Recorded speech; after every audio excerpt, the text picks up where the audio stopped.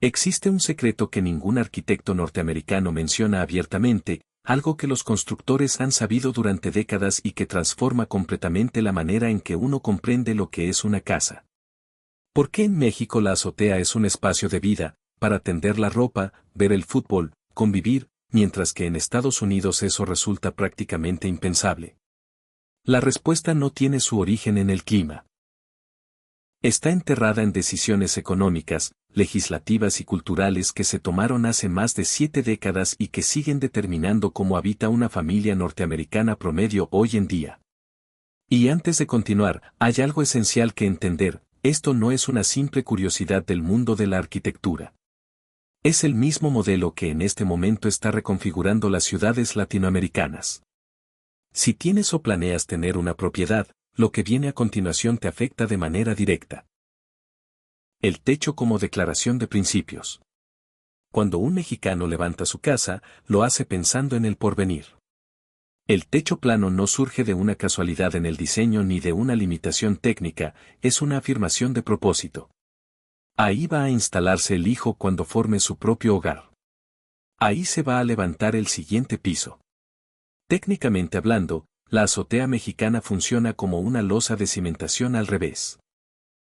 Es la promesa de una expansión que todavía no llegó pero que ya tiene su lugar reservado. En Estados Unidos esa lógica simplemente no existe. Y la razón principal no es la nieve, ni el frío, ni las lluvias, aunque eso es lo que suele decirse.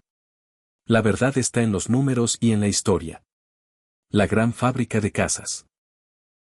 En 1944, el gobierno federal estadounidense impulsó la estandarización de los códigos de construcción a través de lo que con el tiempo se convertiría en el International Code Council. El argumento oficial era la seguridad. El objetivo de fondo era otro: producir vivienda masiva a una velocidad sin precedentes. Millones de soldados regresaban de la Segunda Guerra Mundial y necesitaban un techo urgentemente. La respuesta a esa necesidad fue el modelo Leviton. En 1947, William Lovett construyó 165 casas idénticas en Long Island, Nueva York. Todas con el mismo techo de 2 aguas, todas bajo la misma estructura, todas ensambladas en una línea de producción capaz de levantar 30 viviendas diarias, una cada 48 minutos.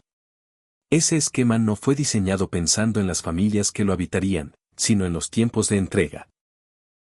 El techo inclinado era parte de la fórmula porque se clavaba más rápido, requería menos mano de obra y eliminaba la necesidad de impermeabilización. El problema no fue la solución en sí, sino que nadie la revisó después. Se transformó en estándar, luego en norma y finalmente en cultura. Hoy, en 2025, el 92.3% de las casas unifamiliares en Estados Unidos tienen techo inclinado. No porque sea la opción técnica superior, sino porque es lo que el sistema aprendió a replicar en cadena. La ley que encarece la azotea. Pero hay una capa más profunda, que cruza lo legal con lo económico. En la gran mayoría de los condados estadounidenses, convertir un techo en espacio habitable implica cumplir una larga lista de requisitos. Se necesitan permisos específicos de uso. Los barandales deben alcanzar al menos 107 centímetros de altura. La estructura debe soportar una carga mínima de 229 kilogramos por metro cuadrado para uso humano continuo. El sistema de drenaje tiene que cumplir con la sección 1106 del International Plumbing Code, que regula específicamente el desagüe de superficies planas habitables. Todo eso se traduce en dinero.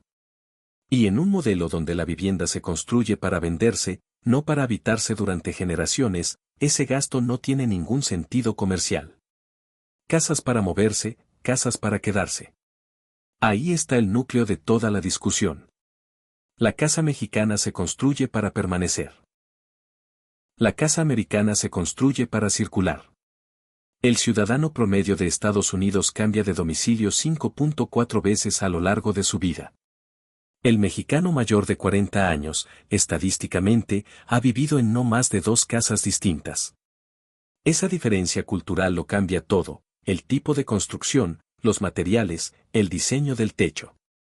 ¿Para qué invertir en una azotea habitable si en 8 años vas a poner la casa en venta? Una estética que también fue exclusión.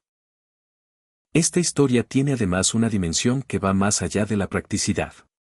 Entre 1945 y 1960, el modelo de suburbia americana que impuso el techo a dos aguas como estándar estético fue diseñado de forma implícita para ciertos grupos sociales.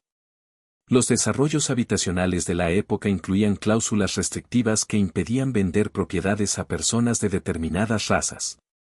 Eso está documentado, está en los archivos. El diseño arquitectónico de esas comunidades. El techo, el jardín, el garaje, formaba parte de una identidad social que se defendía activamente. La azotea no cabía en esa identidad. La azotea era lo que tenían los edificios en los barrios de inmigrantes, en los vecindarios pobres, en las ciudades latinoamericanas. El techo plano quedó asociado, en el imaginario norteamericano del siglo XX, con lo precario y lo marginal, y eso marcó la percepción de toda una generación de constructores. Hoy la paradoja es total. El techo plano se ha convertido en símbolo de lujo. Las casas de diseño contemporáneo más costosas de Los Ángeles, Miami y Chicago lucen techos planos. En Manhattan, las propiedades con azotea habitable se venden con un sobreprecio del 31% respecto a unidades equivalentes sin ese acceso. El mercado reconoce el valor, pero el sistema constructivo masivo todavía no lo integra. La matemática que lo explica todo. Construir una azotea habitable en una vivienda unifamiliar nueva en Estados Unidos implica un costo adicional de aproximadamente $7,400. Ese monto cubre la losa reforzada, la impermeabilización, el drenaje certificado y el barandal con permisos en orden. Suena a una cifra razonable, hasta que se compara con el margen de ganancia promedio de un constructor residencial en una vivienda de precio medio, $8,600 por unidad. La lectura es directa. La azotea habitable cuesta más que la ganancia íntegra del constructor. Por eso no la hacen. No es desconocimiento tecnológico ni falta de capacidad. Es aritmética pura. Y mientras esa ecuación no cambie, el techo americano seguirá siendo lo que es, una protección contra la lluvia y nada más. El clima importa, pero no de la manera que crees. En los estados del norte de Estados Unidos, Minnesota, Illinois, Michigan, las nevadas pueden acumular hasta 240 kilogramos por metro cuadrado sobre una superficie plana. Una estructura preparada para soportar ese peso y permitir uso humano encima requeriría duplicar el costo del sistema constructivo básico. El techo inclinado resuelve eso con elegancia, la nieve resbala, no se acumula, no exige que el propietario salga a limpiarla con temperaturas de menos 20 grados centígrados. Ese argumento tiene una lógica válida para el norte del país. El problema es que ese razonamiento regional se exportó sin filtros al sur. En Texas, Florida, Arizona o Nuevo México la nieve no es una variable relevante. Y aún así, el techo a dos aguas domina el paisaje porque el modelo ya estaba instalado, porque los constructores ya saben hacerlo, porque los inspectores ya saben revisarlo y porque los bancos ya saben valuarlo. Un sistema no cambia cuando no tiene incentivos reales para hacerlo. Houston y el agua que no tuvo dónde ir. En agosto de 2017, el huracán Harvey descargó más de 1.200 milímetros de lluvia sobre Houston en apenas 96 horas. Fue el desastre meteorológico más costoso en la historia de Estados Unidos hasta ese momento. Más de 125.000 viviendas quedaron inundadas. Uno de los problemas más documentados por los ingenieros que analizaron los daños después fue el comportamiento del sistema de drenaje en los techos. Los techos inclinados de las casas americanas están diseñados para descargar el agua hacia el perímetro de la construcción. En condiciones normales eso funciona. Bajo Harvey, el volumen superó con creces la capacidad de los canalones. El agua no se acumuló en azoteas, porque no había azoteas, sino que cayó directamente a los cimientos, los jardines y las calles. El sistema de drenaje urbano, diseñado para una ciudad de techos que expulsan el agua hacia afuera, colapsó.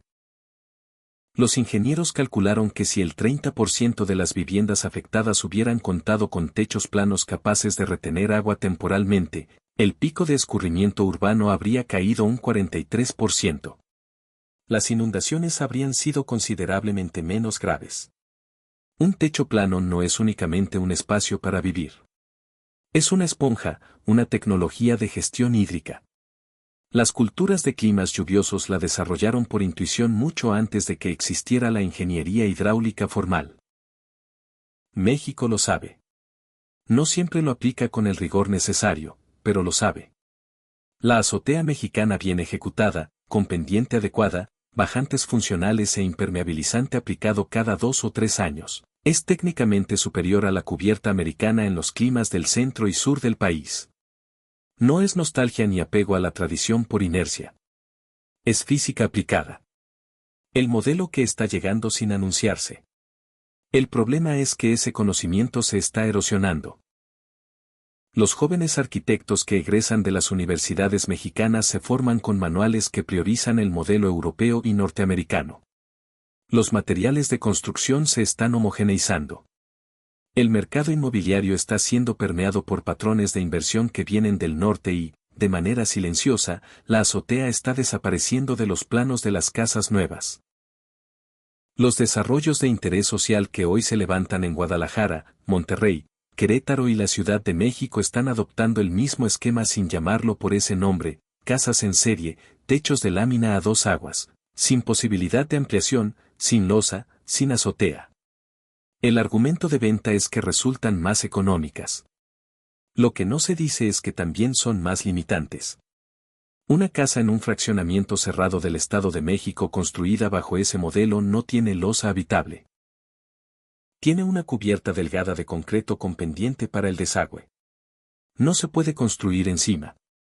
No se puede usar como espacio. Si se intenta, la estructura no lo resiste. La familia que adquirió esa propiedad compró, sin saberlo, el fin de la posibilidad de crecer. ¿Por qué, entonces? Las razones se acumulan y se entrelazan. Porque en 1947, William Lovett decidió que construir en serie importaba más que construir para vivir. Porque los bancos diseñaron un sistema donde la vivienda es un activo que circula, no un patrimonio que se hereda. Porque los códigos de construcción generaron una burocracia que encarece la azotea y complica su venta. Porque el clima del norte generó un modelo que luego se aplicó sin distinción al resto del país. Porque la estética del suburbio americano del siglo XX convirtió el techo plano en símbolo de precariedad y el techo a 2 aguas en símbolo de familia respetable. Ninguna de esas razones es natural ni inevitable. Son decisiones. Elecciones tomadas en un momento preciso por personas específicas con intereses muy concretos. Y la pregunta que queda abierta, la que cada quien debe responder por su cuenta, es si el modelo que México está importando en silencio a través de sus nuevos desarrollos habitacionales representa una verdadera mejora, o si es simplemente la exportación de un error que ya cumplió 78 años de vigencia. La última palabra es tuya.